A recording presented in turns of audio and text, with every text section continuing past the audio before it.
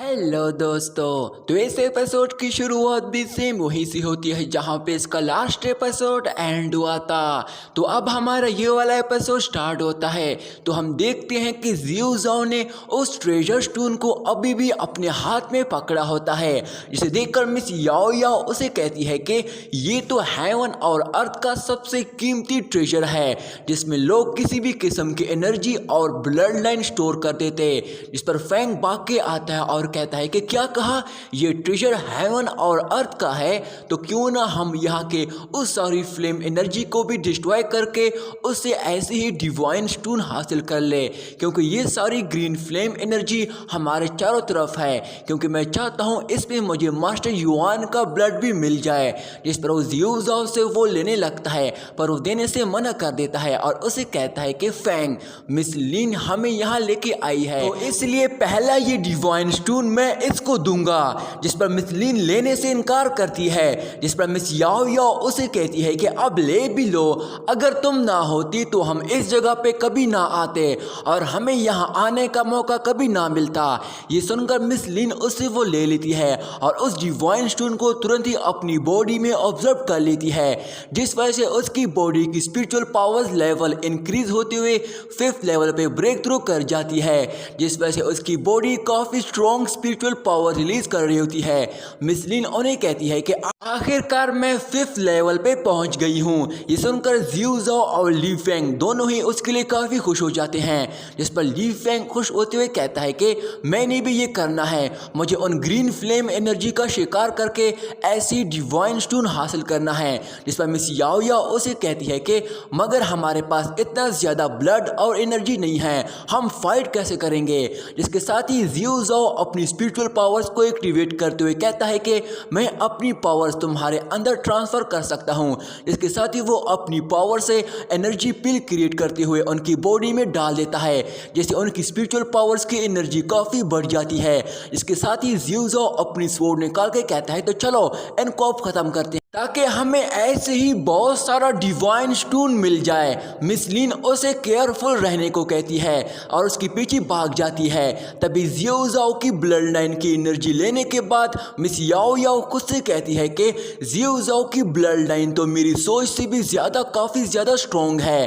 तभी फैंग उसे कहता है कि सोच क्या रही हो, चलो अटैक करते हैं। इसके साथ ही वो चारों मिलकर एक साथ उन ग्रीन फ्लेम एनर्जी पे अटैक करने जाते हैं। वहीं जियो जाओ अपने एक ही स्वॉर्ड अटैक से एक फ्लेम एनर्जी पे अटैक करते हुए उसे डिवाइन स्टोन में बदल देता है। कि तभी मिस याओ याओ अपनी एनर्जी पावर से उन पे अटैक करते हुए एक ग्रीन फ्लेम एनर्जी को डिवाइन स्टोन में बदल देती है और अपने ऐसी पावर्स को देखकर वो काफी ज्यादा खुश हो जाती है। पर तभी बहुत सारे ग्रीन फ्लेम एनर्जी एक साथ उस पर अटैक करने आते हैं, पर उनसे बचकर वो तुरंत ही अपने बहुत सारे स्पिरिट स्वॉर्ड से उन पे अटैक कर देती है।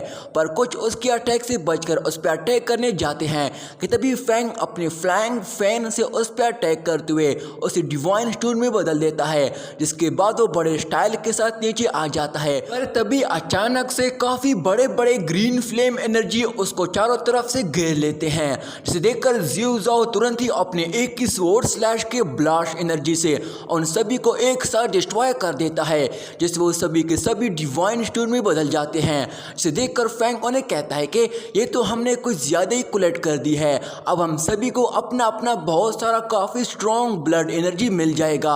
तभी अगली सीन में हम देखते हैं कि जियो जाओ उन सभी डिवाइन स्टोन को आपस में बांट रहा होता है और बराबर का अपना अपना सभी को दे रहा होता है, पर आखिर में जितना भी सारा बच जाता है वो सारा खुद ही रख लेता है। इस पर फैंग उसे कहता है कि यार तुम हमारे साथ गलत कर रहे हो, सभी को बराबर मिलना चाहिए।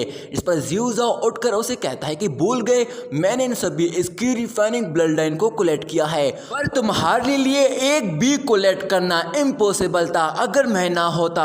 इस पर फैंग उसे कहता है कि क्या कहा, हमने इतनी जान लगाई और तुम्हें लगता है कि हमने इसके लिए थोड़ा सा भी कुछ नहीं किया।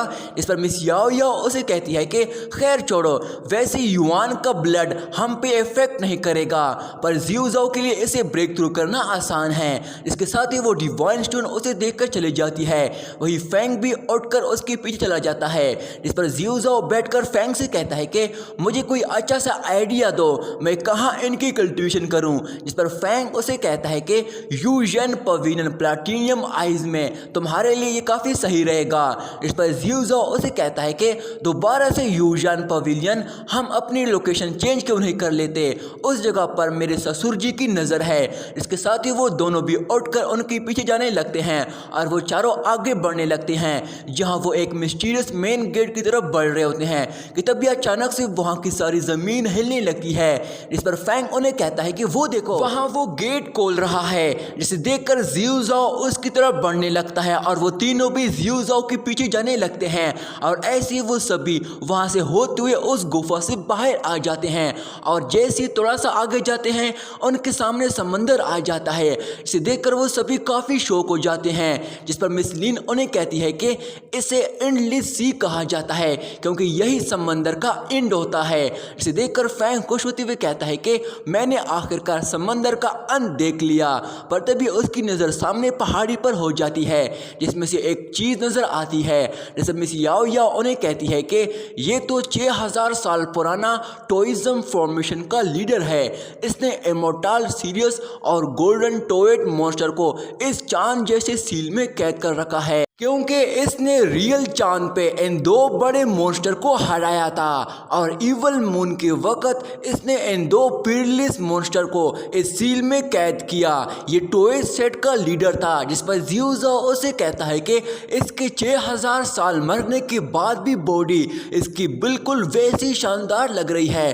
तो सोचो जब ये जिंदा था तब ये कितना पावरफुल था। तभी उस स्पिरिट गॉड की गोल्डन रिंग निकल जाती है और वो रिंग उस स्पिरिट गॉड की सोल बॉडी की सारी एनर्जी की ऑरा को अपने अंदर स्टोर कर लेती है और वो रिंग काफ़ी ज़्यादा पावरफुल लग रही होती है, जो कि सीधा उनकी तरफ बढ़ने लगती है। इसे देखकर मिस याओ याओ कहती है कि असल में ये तो दो ही सेट मास्टर की दो ही स्वॉर्ड है। इसके साथ ही मिस याओ याओ और फैंग उसे पकड़ने के लिए उसकी तरफ चले जाते हैं। इस पर फैंग कहता है कि ये दो ही स्वॉर्ड सिर्फ अब मेरी है। पर तभी मिस याओ याओ उसके ऊपर से छलांग लगाकर उस रिंग को हासिल कर लेती है और उसे कहती है कि नहीं अब मेरी है। और जैसे हाथ की तरफ देखती है तो वो रिंग उसके हाथ में नहीं होती। इसे देखकर वो काफ़ी शौक हो जाती है कि आखिर ये कहाँ गायब हो गई। पर तभी वो रिंग वहाँ से निकलकर सीधा जियो जाओ की फिंगर में चले जाती है। इसे देखकर जियो जाओ हैरान होते हुए खुद से कहता है कि ये रिंग आखिर खुद मेरे पास क्यों आ गई, कहीं ये मेरे रेनकार्नेशन बॉल की वजह से तो नहीं हुआ। जिसके साथ ही मिस याओ याओ और फैंग उस पर काफ़ी ज़्यादा गुस्सा हो जाते हैं और जियो जाओ से कहते हैं कि आज के बाद हम तुम्हें अपना कोई भी ट्रेजर तुम्हें नहीं देंगे, तुमने हमसे ये रिंग चुरा ली है। इस पर जियो जाओ उन्हें कहता है कि मैंने तो कुछ भी नहीं किया, मेरे इसमें क्या गलती है। इस पर फैंग उसे कहता है कि तो क्या कोई गूंज तुम्हारे पास खुद लिए लेके आई है। पर तभी मिस लिन उन्हें कहती है कि वो देखो क्या तुम्हें ये चांद कोई ज़्यादा ही बड़ा होते हुए नहीं लग रहा है।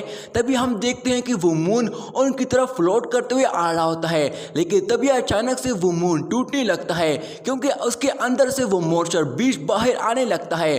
तभी उस चांद से उन पे गोले बरसने लगते हैं और ये अटैक काफ़ी तेज हो जाता है कि तभी फैंग मिस लिन से कहता है कि जल्दी से हमें वापस टेलीपोर्ट कर दो। इस पर मिस लिन उन्हें कहती है कि यहाँ काफ़ी ज़्यादा डिस्टर्बिंग हो रही है, इसकी वजह से मैं यहाँ पोर्टल क्रिएट नहीं कर सकती। इस पर तुरंत ही जियो जाओ अपने रेनकार्नेशन बॉल की मदद से वह अपने चारों तरफ एक शील्ड बैरियर एक्टिवेट कर देता है और उसे कहता है कि जल्दी से टेलीपोर्टेशन अरे बनाओ। इस पर मिस लिन तुरंत ही अपनी पावर्स का इस्तेमाल करते हुए वहां टेलीपोर्टेशन अरे ओपन करती है। पर तभी वो मॉन्स्टर बाहर आ जाता है और तुरंत ही उन पे जायंट लावा पाम हैंड से अटैक कर देता है। इसे देखकर फैंग काफी घबरा जाता है और कहता है कि अब तो हम सभी गए।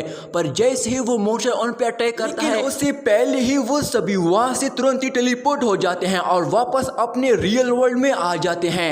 वहीं मिस लिन भी सुकून की सांस लेती है कि शुक्र है कि मैंने सभी को बचा लिया।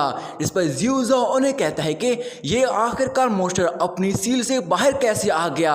इसके साथ ही दोस्तों हमारा ये वाला पार्ट भी यहीं पे एंड हो जाता है। दोस्तों इस सीरीज का अगला पार्ट मैं जल्दी अपलोड करने की कोशिश करूंगा। तब तक के लिए मेरे इस चैनल को सब्सक्राइब करके इस वीडियो को लाइक कर देना। शुक्रिया।